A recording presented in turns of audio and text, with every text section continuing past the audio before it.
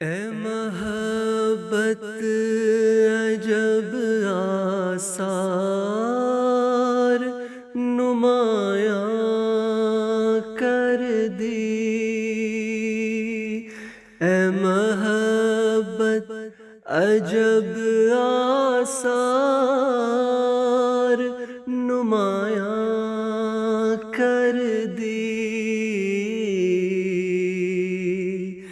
زخم و مرہم برہ یار تو یکساں کر دی، زخم و مرہم برہ یار تو یکساں کر دی۔ السلام علیکم ورحمۃ اللہ وبرکاتہ۔ زخم و مرہم برہ یار کی اس سیریز میں زخم و مرہم کی وہ داستان بیان کی جا رہی ہے جو حقائق کی روشنی میں اس زمانے میں بالکل یونیک ہے، بالکل منفرد ہے۔ کلمہ طیبہ کے نام پر خدا کی راہ میں زخم لگائے جا رہے ہیں اور پھر دست قدرت مسیحائی کرتے ہوئے خود ہی ان زخم و مرہم رکھتا ہے۔ جو ستم جماعت احمدیہ پر آج پاکستان میں روا ہے اس کی تفصیل کی ضرورت نہیں، اور شاید یہاں ممکن بھی نہ ہو کہ ہم وہ باتیں تفصیل سے بیان کر سکیں، لیکن تاریخی حقائق کے حوالوں سے کچھ شخصیات، کچھ کردار اور کچھ تحریکات کا تذکرہ بہرحال عام فہم بھی ہے اور وقت کے ساتھ ساتھ ظاہر و باہر بھی ہو چکا ہے۔ کیا وجہ ہے کہ جماعت احمدیہ سے اس قدر نفرت کے جذبات انگیخت کرنے کی گویا ہر ایک کو کھلی چھٹی ہے؟ کیا واقعی جماعت احمدیہ ایسے عقائد کی حامل ہے جو عام سادہ لو مسلمانوں کے جذبات کو انتہائی ٹھیس پہنچاتے ہیں؟ آج بات کریں گے ختم نبوت کے اہم ترین ایموٹیو، بڑے جذباتی مسئلے پر، جسے بنیاد بنا کر احمدیوں کو معاشرے کے سب سے زیادہ قابل نفرت طبقے کے طور پر پیش کیا جا رہا ہے۔ پروگرام میں ایک مرتبہ پھر ہمارے ساتھ شریک گفتگو ہوں گے مکرم نصیر حبیب صاحب۔ السلام علیکم ورحمۃ اللہ۔ نصیر صاحب، جماعت احمدیہ پر یہ الزام لگایا جاتا ہے ہم عقیدہ ختم نبوت پر ایمان نہیں رکھتے، اور اگر رکھتے بھی ہیں تو امتی نبی کے طور پر چونکہ ہم بات کرتے ہیں، امت نبی کی کیا تعریف ہے عام سادہ مسلمانوں کو شاید اس کا علم نہیں ہوگا، اور ساتھ ساتھ کیا ایسی بات کی کوئی ہمیں قرآن کریم میں یا بزرگان امت میں پہلے کوئی مثالیں یا روایات ملتی ہیں کہ اس پر کسی قسم کا کوئی گنجائش موجود ہے کسی قسم کی نبوت کی؟ بسم اللہ الرحمن الرحیم۔ دیکھیں، میں تو بحثیت تاریخ کا ایک طالب علم آپ کو ایک تاریخی تناظر میں اس کے مسئلے میں آپ کو تھوڑی سی روشنی ڈال سکتا ہوں۔ تو دیکھیں، مجھے یاد پڑتا ہے کہ مئی 1937 میں ایک شخص پروفیسر الیاس برنی تھے، وہ احمدیت پہ کام کرنا چاہتے تھے، انہوں نے بعد میں بک بھی لکھی، تو انہوں نے علامہ اقبال کو لیٹر لکھا، تو علامہ اقبال نے انہیں جواب دیا کہ دیکھیں، بانی تحریک کا جو دعویٰ ہے وہ سلسلہ بروز پر، وہ جو کنسیپٹ ہے بروز اس پر مبنی ہے، اور اس مسئلے کی تحقیق تاریخی تناظر میں از بس ضروری ہے۔ دیکھیں، ایک ہوتا ہے کسی چیز کو ایکسپلائٹ کرنا، ایک کنسیپٹ کو، یعنی ہم کوئی لفظ بولتے ہیں اس کی وہ تشریح اپنی مرضی سے کرتے ہیں، اور جو ختم نبوت کا ہمارا کنسیپٹ ہے اس کے تو وہ لاکھ میں سے کو بھی نہیں پہنچ سکتے۔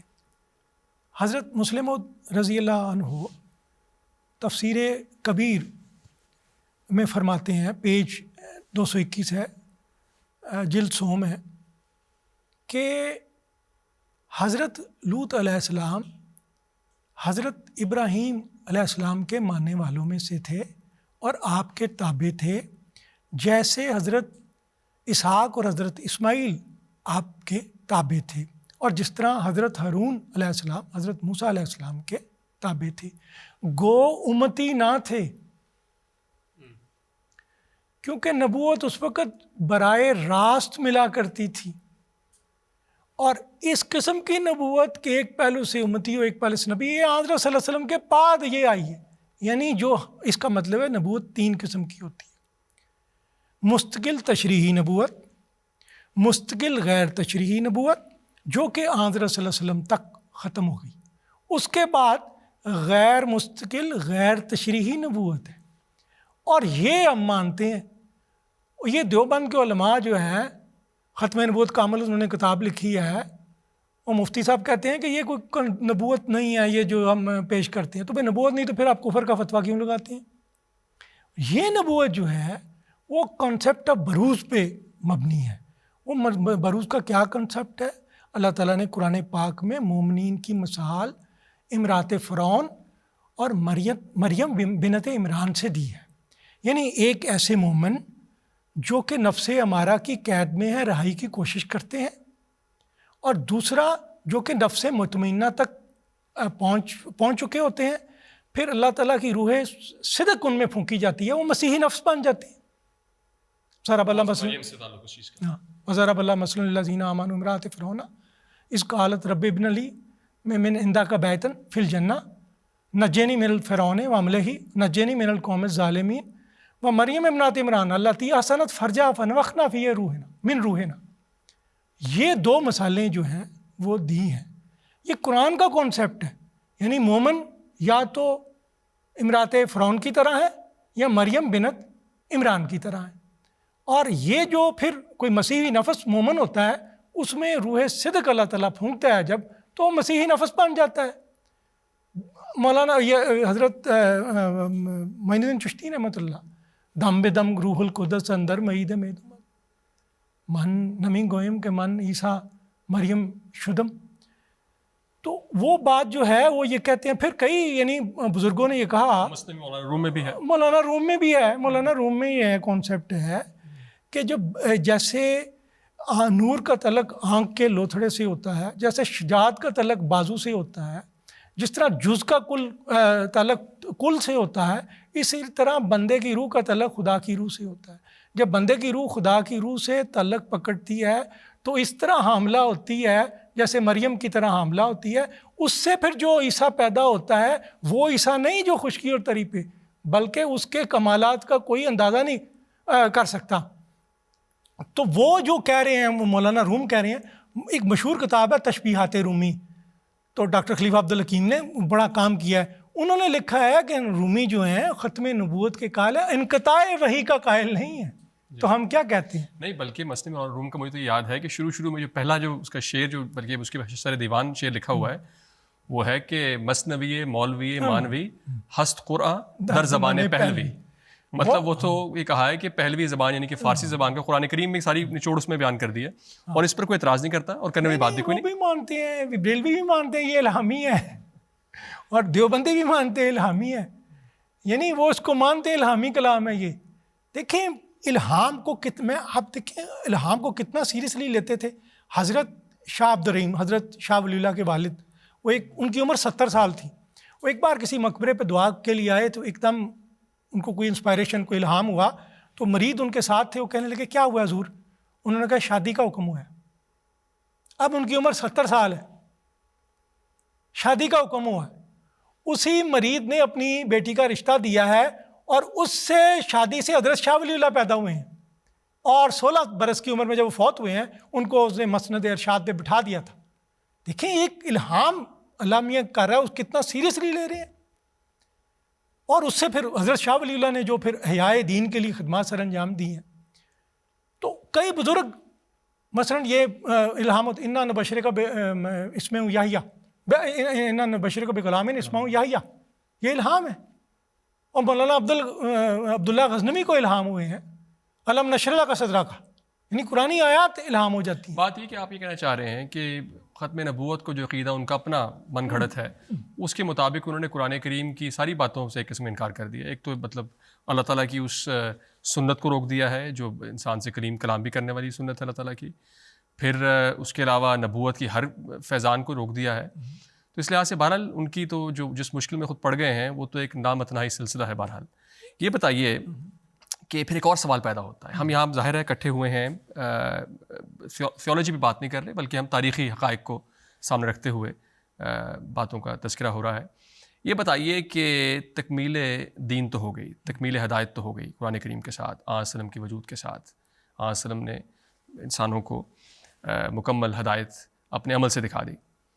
پھر اس کے بعد یہ بتائیے، پھر چاہے وہ ذیلی نبوت ہو، غیر تشریعی نبوت ہو، امتی نبوت ہو، جو بھی آپ نام دے دیں، پھر کسی قسم کی نبوت کی سوال یہ اٹھتا ہے کہ کیا ضرورت پیش آتی ہے؟ اگر تکمیل ہدایت ہو گئی تو کیا کوئی کام بچ گیا تھا کسی قسم کا جو کرنے والا تھا؟ وہ بتائیے ایسا کام۔ دیکھیں، تکمیل شریعت ہوگی، اب تشریعی نہیں، الیوم اکملت لکم دینکم، شریعت مکمل ہوگی، کوئی تشریعی نبی نہیں آ سکتا۔ مستقل نبی کیوں نہیں آ سکتا؟ من یطع اللہ و رسولہ فاولئک مع الذین انعم اللہ علیہم، وہ بھی نہیں آ سکتا، کوئی اطاعت کرے گا تب۔ تو یہ بات یہ ہے کہ ایک ہے تکمیل اشاعت دین، اشاعت کی جو تکمیل ہے وہ بھی جو ہے وہ آخرین منہم لما یلحقوا بہم کے ان میں کوئی حضور کا بروز ہی آ کے کرے گا۔ دیکھیں، جب حضور نے فرمایا غزوہ خندق پہ، جب خندق کی سخت چٹان آ گئی، حضور نے ایک ضرب لگائی اور فرمایا مجھے کیسر و کسریٰ کی چابیاں دی گئی ہیں، وہ حضرت عمر کو ملی ہیں۔ تو گویا وہ جو بروزی طور پہ حضرت عمر جو وصول کرنے والے تھے چابیاں، وہ آن صلی اللہ علیہ وسلم کے ہی تھے، وہ باقی تو کسی حضرت عمر کا تو کمال نہیں تھا۔ یہ تو جو بھی اس جیسے حضرت مسیح موعود علیہ السلام فرماتے اس نور پہ فدا ہوں، اس کا ہی میں ہوں، ہاں وہ ہے میں چیز کیا ہوں۔ ابھی آپ نے سورہ جمعہ کی آیت کا ایک حصہ پڑھا ہے، تو آگے بھی طرف فرماتا ہے اس میں ذالک فضل اللہ یؤتیہ من یشاء۔ تو سوال یہ کہ جس پہ اللہ تعالیٰ کا فضل ہو جائے اس کو نہ روکنے والا کوئی شخص ہے، وہ چاہے عربی ہو اجمی ہو، اس پہ تو بہرحال سوال نہیں اٹھنا چاہیے۔ تو آپ یہ بتا رہے ہیں کہ یقیناً وہ نبیین و صدیقین و شہداء و صالحین کے اندر یہ بات واقعی واضح ہے، اور اس میں قرآن علیہ وسلم کی اطاعت کا، مکمل اطاعت کا ایک پہلی شرط موجود ہے۔ اچھا، یہ بتائیے کہ اگر ہم مختصراً دیکھیں، مطلب اب بات تو چل رہی ہے اور ہم نے قرآن کریم کے حوالے سے بھی، اور آپ نے ایک آدھ مثال دی ہے گزشتہ بزرگان دین کے حوالوں سے بھی۔ اب آتے ہیں کافی آگے، پچھلی صدی میں آتے ہیں، جہاں پہ پاکستان میں خاص طور پر اور بر صغیر میں بھی اور بعض دوسرے ممالک میں جہاں مسلمان بستے ہیں۔ ڈاکٹر محمد اقبال صاحب کی بڑے اچھے شاعر تھے، اور انہوں نے بہت اعلیٰ درجے کی باتیں بھی کی ہیں۔ سوال یہ پیدا ہوتا ہے کہ انہوں نے ایک خط لکھا جس کا آپ نے ذکر شروع میں میرا خیال ہے کیا تھا، اور اس خط میں کوئی ایسی باتیں مذکور ہیں کہ اگر ان کا غور سے اس کی جزیات پر دیکھا جائے، مطالعہ کیا جائے، تو یقیناً اس میں ختم نبوت کی جو جماعت احمدیہ کا عقیدہ ہے اس کو سمجھنے کی ضرورت پر زور دیا گیا ہے۔ وہ کیا بات تھی تاکہ ان لوگوں کو بتایا جائے جو لوگ اس بات سے واقف نہیں ہیں؟ دیکھیں، علامہ اقبال کو اس کا پتہ تھا۔ انبیاء جو ہوتے ہیں، حضرت ہمارا جو کنسیپٹ یہ ہے کہ کسی نبی کے آنے کی ضرورت نہیں ہے، کوئی مستقل نبی۔ حضرت عیسیٰ آئیں گے، مستقل نبی ہوئیں گے۔ جب مستقل نبی ہوئیں گے، وہ پہلے تو لکھا ہے قرآن میں رسول اللہ بنی اسرائیل، اب وہ کیا مسلمانوں کی طرف رسول، کیا یہ آیت منسوخ ہو جائے گی؟ کس طرح منسوخ ہوگی؟ تو اس طرح تو ختم نبوت کی مہر ٹوٹ جائے گی، ہم جو یہ کہتے ہیں۔ اب ہمارا جو کنسیپٹ ہے، اور اقبال کو بھی، علامہ اقبال کو بھی اس کا پتہ تھا، وہ یہ ہے کہ حضرت صلی اللہ علیہ وسلم زندہ نبی ہیں اور اپنے بروز کے ذریعے زندہ رکھے جاتے ہیں۔ تو جو بھی آتا ہے آپ کے ہی فیض سے آتا ہے۔ کوئی ہمارا یعنی کوئی بندہ کہ چاند اگر سورج سے روشنی لیتا ہے تو چاند نے کیا روشنی چرا لی ہے؟ اس کی اپنی نہیں ہے۔ یہ بروز کا مطلب ہوتا ہے کہ وہ صفات کا انعکاس اس نے اپنے مطبوع سے لی ہوتی ہیں اور ان کا وہ انعکاس کر رہا ہوتا ہے، یہ بات ہے۔ اس نے اپنی نفی ذات کی ہوتی ہے، فنا فی رسول ہوتا ہے، سیرت صدیقی کے ذریعے وہ فنا فی رسول ہو جاتا ہے، اس کے ذریعے وہ وہاں پہنچ جاتا ہے۔ یہ سارے کانسیپٹ ہیں، یہ کہتے ہیں بزرگ کہتے ہیں، جب مولانا فوائد فریدیہ میں لکھا ہوا ہے کہ حضرت معین الدین چشتی رحمۃ اللہ علیہ کے پاس ایک بندہ آیا کہ مجھے، انہوں نے کہا ہاں میرا میں مرید ہونا چاہوں گا، پڑھو لا الہ الا اللہ چشتی رسول اللہ۔ کس معنی میں وہ کہہ رہے تھے؟ یہ جو آوازیں آئی ہیں یہ فنا کی کھڑکی سے آئی ہیں، تکبر کے بالا خانے سے نہیں ہے۔ یہ من تو شدم تو من شدی، من تن شدم تو جا شدی، تاکس نہ گوید بعد ازی من دیگرم تو دیگری۔ تو یہ بات ہے، یہ جو ان لوگوں کو پتہ ہے، علامہ اقبال خود کہتے ہیں، وہ جو ان کی مشہور نعت ہے کہ لوح بھی تو، قلم بھی تو، تیرا وجود الکتاب، گنبد آبگینہ رنگ تیرے محیط میں احباب، کہ شوکت سنجر و سلیم تیرے جلال کی نمود، فقر جنید و بایزیب تیرا جمال بے حجاب۔ تو اس میں یعنی یہ آپ ہی کا ہی بزرگان میں اللہ تعالیٰ کا عکس دیکھ رہے ہیں، اکثر دیکھ رہے ہیں، یہ آپ ہی کا ہی ہے فیض، ہماری کوئی چیز نہیں ہے، ہمارا کچھ نہیں ہے، سب کچھ ان کا ہے۔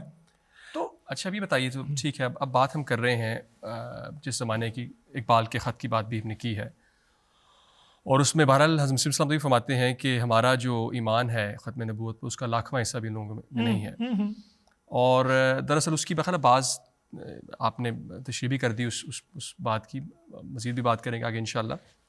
اب یہ دیکھتے ہیں کہ خاص طور پہ ہم اس پروگرام میں جماعت احمدیہ کی پرسیکیوشن پر ہماری خاص نظر ہے، اور اس پرسیکیوشن کی ہسٹری جو ہے بہرحال وہ پرانی ہے، اور سب سے زیادہ پرسیکیوشن نبی کی اپنی ذات کی ہوتی ہے پرسیکیوشن، اس کے بعد پھر اس کے ماننے والوں کی ہوتی ہے۔ جو پہلی منظم تحریک ہے جماعت احمدیہ کے خلاف باقاعدہ، ہم کہہ سکتے ہیں 1934 میں جب احراری جو مجلس احرار تھی، فتنہ احراری فتنہ کہہ لیں، جو بھی نام لینا چاہیں، لیکن انہوں نے بہرحال ایک سوچی سمجھی اسکیم کے تحت، ان کو ہم جانتے ہیں کانگریس کی پشت پناہی حاصل تھی، نہ صرف پشت پناہی بلکہ فنڈنگ حاصل تھی، اور یہ تاریخ اس بات پہ گواہ ہے، اور اس کی وجوہات بڑی سمپل ہیں، ہم ڈسکس کر لیں گے، اس میں کسی قسم کا ابہام باقی رہنے کی کوئی گنجائش ہے نہیں اس بات کے اندر۔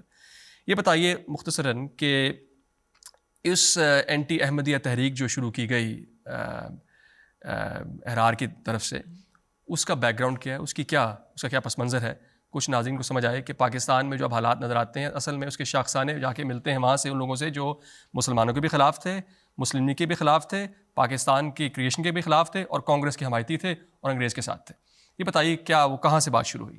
دیکھیں، میں پہلے آپ کو ایک چھوٹا سا یہ کروں گا کہ مجھے بڑا افسوس ہوتا ہے ان لوگوں پہ کہ دراصل یہ منکرین کمالات رسالت ہیں، ہمیں کہتے تو ہمیں نا منکر ختم نبوت ہیں، یہ منکرین کمالات رسالت ہیں۔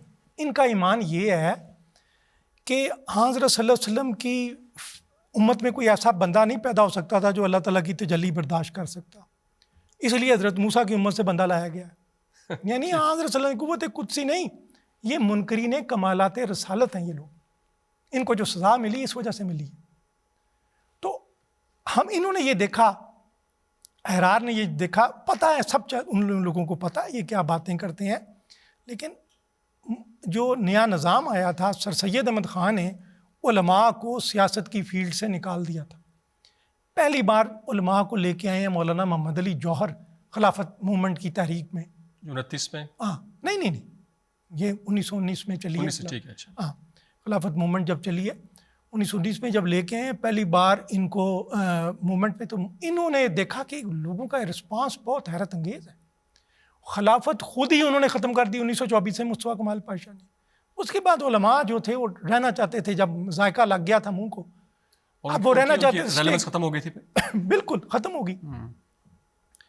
اس کے بعد انہوں نے جب دیکھا کیا ہو سکتا ہے، اب انہوں کو اندازہ ہے کہ ختم نبوت کے لوگ مسئلے پہ جو ہیں بڑے لوگ حساس ہیں، اور علماء کے پاس یہ ایک ہے، کہہ سکتے ہیں بھی وہ، کیونکہ اپنے آپ کو اتھارٹی سمجھتے ہیں اور عوام بھی یقین کرتے ہیں، تو انہوں نے کہا اس کو ایک کریں استعمال۔ چنانچہ عاشق حسین بٹالوی، جنہوں نے علامہ اقبال کے پر کتاب لکھی ہے، اقبال کے آخری 2 سال، وہ لکھتے ہیں کہ قادیانی فتنے کا ڈھونک میاں فضل حسین کی مخالفت میں کھڑا کیا گیا ہے۔ میاں فضل حسین جو تھے دبنگ آدمی تھے، پنجاب کے لیڈر تھے، اور آئندہ جو الیکشن ہونے تھے وہ ہونے تھے 1935 کے ایکٹ کے مطابق، بڑے اختیار ملنے تھے۔ اب ان کو سیاست میں یہ لوگ آئے، میاں فضل حسین دبنگ آدمی تھا، تو انگریز ڈپٹی کمشنر سے ریزائن لے لیا تھا انہوں نے کہ وہ آیا کیوں نہیں ان کے دربار میں، تو انگریز بھی خوش نہیں تھے، کانگریس بھی خوش نہیں تھی، کیونکہ وہ مسلمانوں کو حقوق دلواتے تھے۔ کانگریسی کی اکالی دل کے ساتھ اور یہ سکندر یاد کے ساتھ، جو سکھوں کا جو گردواروں کا جو ان کی تنظیم تھی، اکالی دل، وہ انہوں نے سوچا نئے الیکشن پنجاب میں ہونے ہیں، ایک یونینسٹ پارٹی تو اس کے لیڈر سکندر یاد بھی تھے، وہ چاہتے تھے کہ پرائم منسٹر بنے تھے بڑے بعد میں بنے، ان کی وفات کے بعد، ان کی اور احراریوں کی اور پھر کچھ کانگریسی اکالیوں کی آپس میں ہو گئی کہ ان کو نکالا جائے۔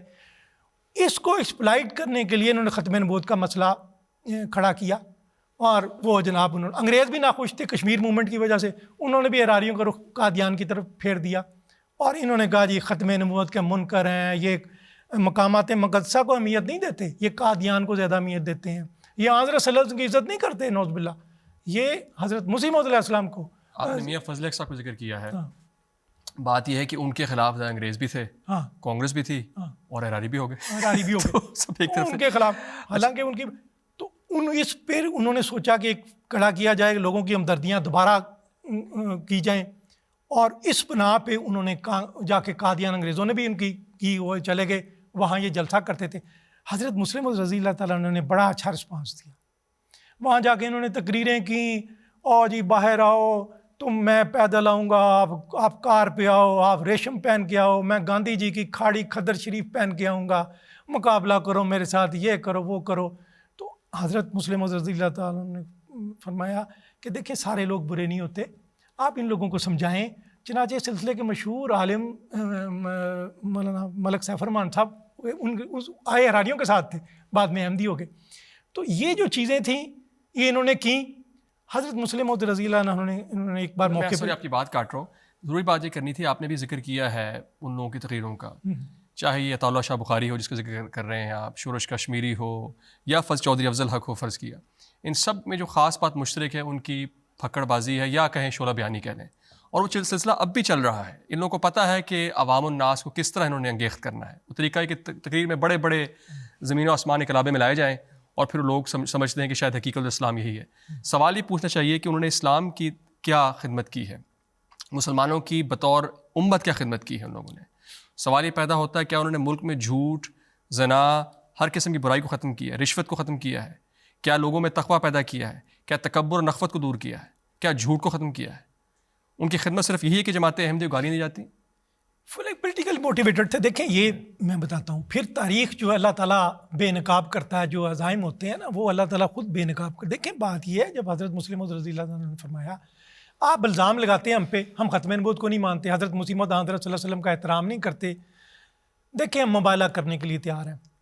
اگر کوئی حضرت مسیح موعود علیہ الصلوۃ والسلام سے بڑا عاشق رسول ہے, اگر کبھی حضرت مسیح موعود علیہ الصلوۃ والسلام نے کبھی حضرت صلی اللہ علیہ وسلم کی کوئی توہین برداشت کر لی ہو, اور کبھی آپ نے ان کے لیے یعنی کوئی کسی نے کی ہو تو آپ نے برداشت کر لی ہو, یا نوز باللہ کبھی آپ نے کوئی ایسا فکرہ لکھ دیا ہو جو کہ جس سے کوئی حضرت صلی اللہ علیہ وسلم کی توہین ہوتی ہو, اس پہ مبالغہ کر لیتے ہیں.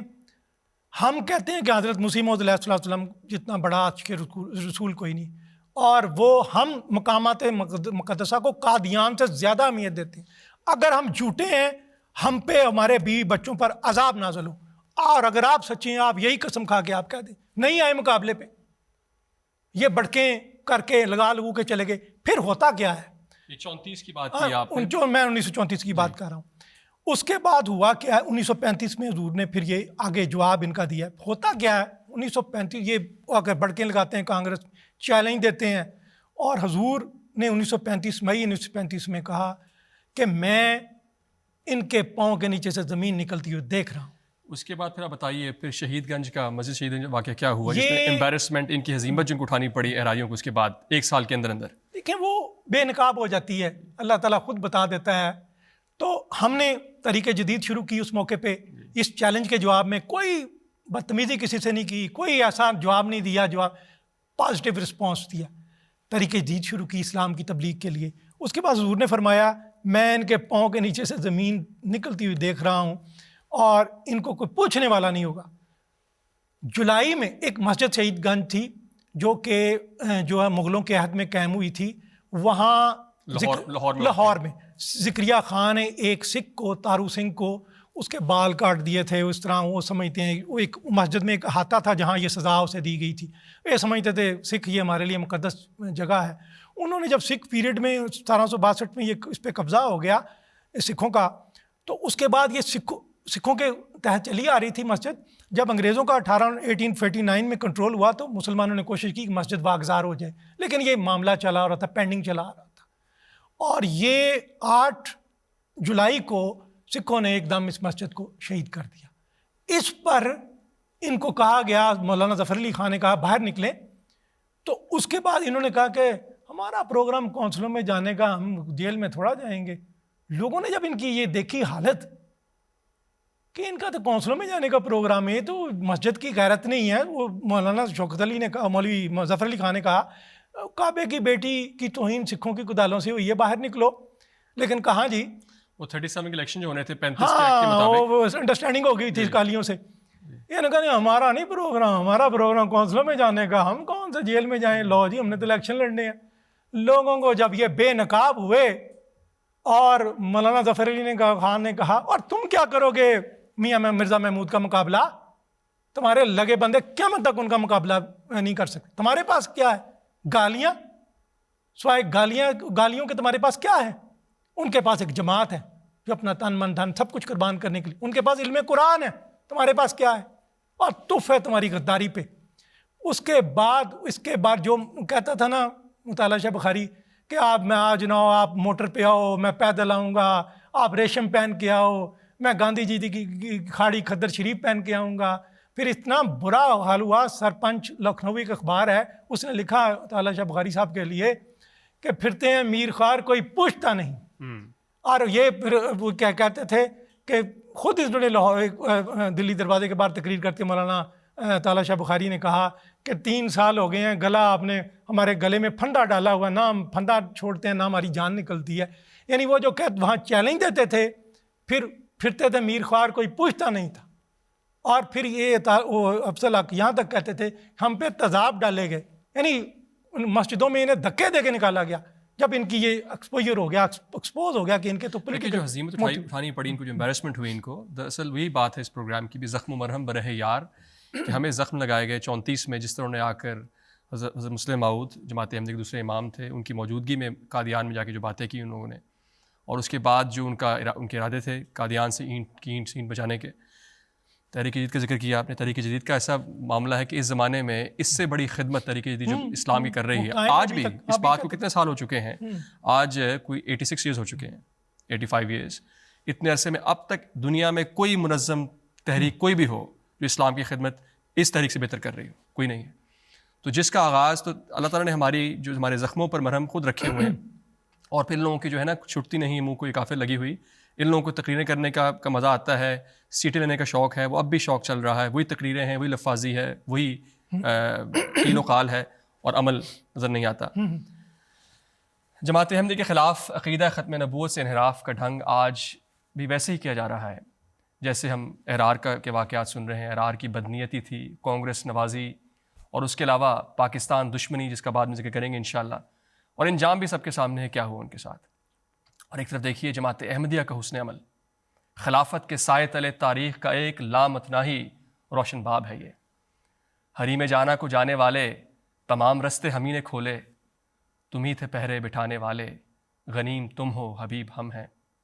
ہمارا مسلک سبھی سے الفت, تمہارا شیوا سبھی سے نفرت, معاملات دل و نظر میں عجیب تم ہو عجیب ہم ہیں. زخم و مرہم برہ یار کے اس پروگرام میں کا وقت ختم ہوتا ہے. اجازت دیجیے, اللہ حافظ. پاکستان کے حالات کے لیے بھی دعا کریں, اللہ تعالیٰ وہاں کے لوگوں کو بھی امن اور چین اور سکون کی زندگی گزارنے کی توفیق عطا فرمائے, اور مخالفین کے حملوں اور مکروں کو اپنے فضل سے ملیہ میٹ کر دے. اے محبت عجب آثار نمایاں کر دی, اے محبت عجب آثار نمایاں کر دی. زخم و مرہم برہ یار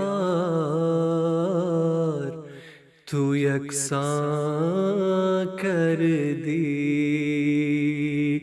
زخم و مرہم برہ یار